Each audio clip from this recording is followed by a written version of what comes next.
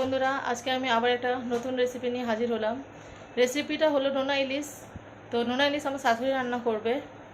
চলুন দেখুন কীভাবে বানানো যায়। রান্না হবে নোনা ইলিশ। নোনা ইলিশটা রান্না করতে গেলে বেগুন, আলু দিয়ে হবে, পেঁয়াজ কুচি, কাঁচা লঙ্কা, তার ফোড়নে আছে জিরে, তেজপাতা। নোনা ইলিশকে এখন গরম জলে ভালো করে ধুয়ে আঁশটা ছাড়িয়ে নেবে। মাছ এখন গরম জল দেওয়া হয়ে গেছে, দিয়ে এটাকে ভালোভাবে পরিষ্কার করে নেওয়া হবে। মাছটা ভালোভাবে গরম জলে পরিষ্কার করে নেওয়া হয়েছে। এবার কড়াই তেল দিচ্ছি, মাছটা ভেজে নেব। তেলটা গরম হয়ে গেল, মাছগুলো ছেড়ে দিলাম।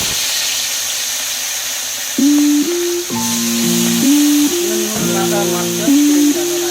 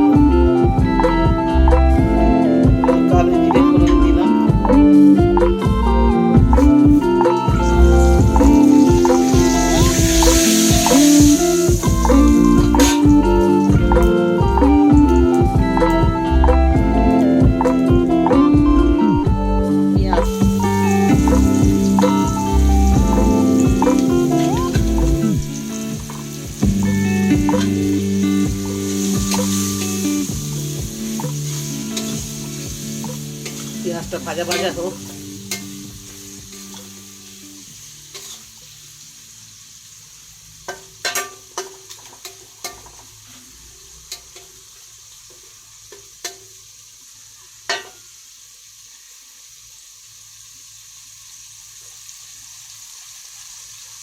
অল্প করে নুন দিলাম, যেহেতু নোনা ইলিশ, বেশি নুন দিলে হবে না, নুন হয়ে যাবে।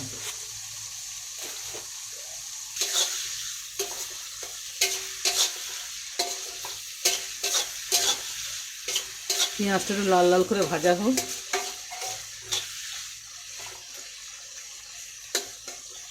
তারপরে কাঁচা লঙ্কা দিলাম।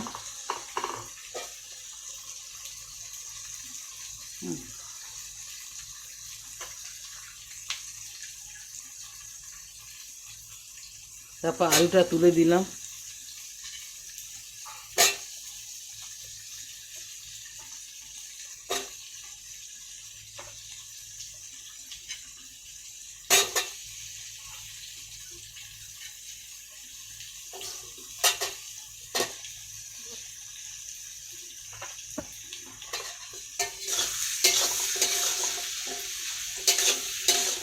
তুললাম, দেখছি কতটা ভাজা ভাজা হচ্ছে।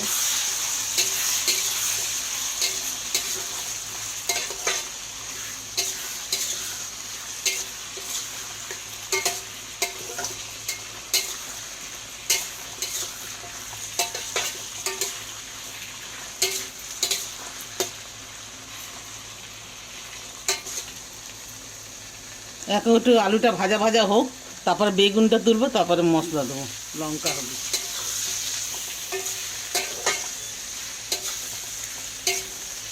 কতটা ভাজা হচ্ছে দেখুন বন্ধুরা, ভাজা ভাজা একটু হয়ে গেলে বেগুনটা দেবো, দিয়ে একটু ভাজবো, দিয়ে তারপর মশলা দেবো।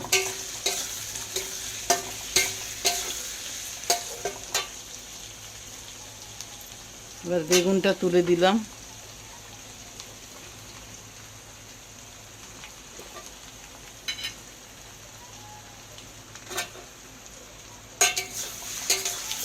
আলু আর বেগুনটা একটু ভাজা ভাজা করে নিই।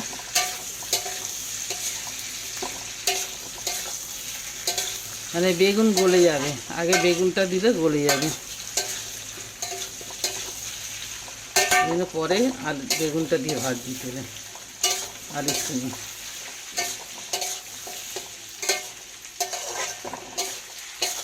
হলুদ দিলাম,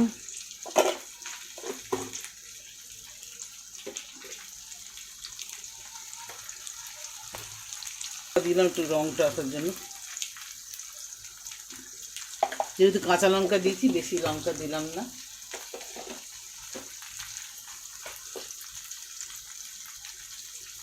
একটু জিরে দিলাম,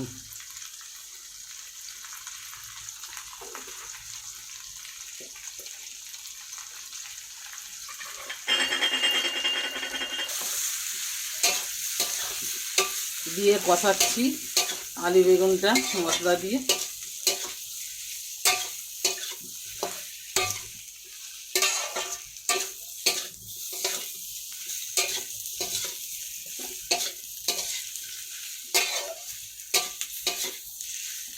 অল্প একটু জল দিয়ে ভাজবো, যেহেতু শুকনো হয়ে যাচ্ছে একটুখানি অল্প অল্প দিয়ে মশলাটা কষিয়ে নেবো।